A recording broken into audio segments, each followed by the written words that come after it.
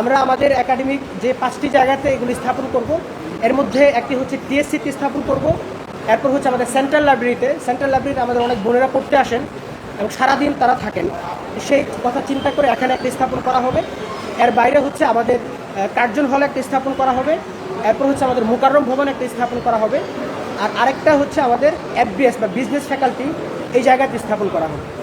আমাদের এই উদ্যোগ হলো আমাদের একাডেমিক এরিয়াতে যে সকল নারী শিক্ষার্থীরা ক্লাস করতে আসেন কিংবা লাইব্রেরিতে পড়তে আসেন, ওনাদের অনেক সময় প্রয়োজন হয় এবং এবং সেই প্রয়োজনের ভিত্তিতে অনেক সময় ইমার্জেন্সি প্রয়োজনে তারা সেটি পান না। সেই বিষয়গুলো মাথায় রেখে আমরা এই সিদ্ধান্তটি নিয়েছি যে আমাদের একাডেমিক এরিয়াতে 5টা জায়গায় আমরা এই স্যানিটারি ন্যাপকিন ভেন্ডিং মেশিন এগুলো স্থাপন করব। এই কাজটি মূলত আমাদের ডাকসু নির্বাচনের পূর্বেই করার কথা ছিল। আমরা যখন পানির ফিল্টার দিয়েছি, পানির ফিল্টারের পরবর্তী প্ল্যান ছিল যে এটা করা, কিন্তু পরবর্তীতে যখন ডাকসু নির্বাচনের তফসিল ঘোষণা করা হয় এবং সেখানে স্পষ্টভাবে আচরণবিধিতে লেখা ছিল যে কোনো ধরনের গিফট দেয়া নিষিদ্ধ, সেই আচরণবিধির কোনো ধরনের সামাজিক কাজ করা কিংবা সেবামূলক কাজকর্ম এগুলো নিষিদ্ধ ছিল।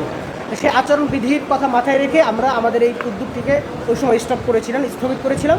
তো নির্বাচন যেহেতু এখন শেষ হয়েছে, এই জন্য আমরা নতুন করে এই কাজটি আবার অব্যাহত রাখছি। এই টোটাল উদ্যোগের আমাদের একটা প্রধান জায়গা হচ্ছে যে আমরা ছাত্র শিবির সবসময় শিক্ষার্থীদের কল্যাণে কাজ করে যাচ্ছে। শিক্ষার্থীরা যে প্রবলেমগুলো ফেস করছে সেই প্রবলেমগুলো আইডেন্টিফাই করে সেই জায়গাগুলো নিয়ে কাজ করার চেষ্টা করেছি। এবার আগেও ছিল এবং আমাদের এই কাজটা ধারাবাহিকভাবে অব্যাহত থাকবে।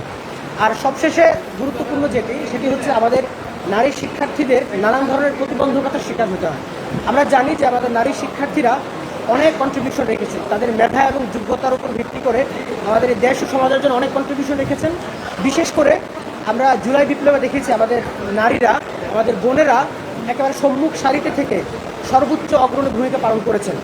তো সেই কথাগুলো চিন্তা করে আমাদের একটা প্রধান ফোকাসের জায়গা এবং আমাদের নৈতিক দায়িত্ব যে আমাদের নারীরা যেন তাদের উপযোগী একটি শিক্ষার পরিবেশ নিশ্চিত করতে পারে, সেটার প্রেক্ষিতে আমরা আমাদের এই উদ্যোগটি নিয়েছি।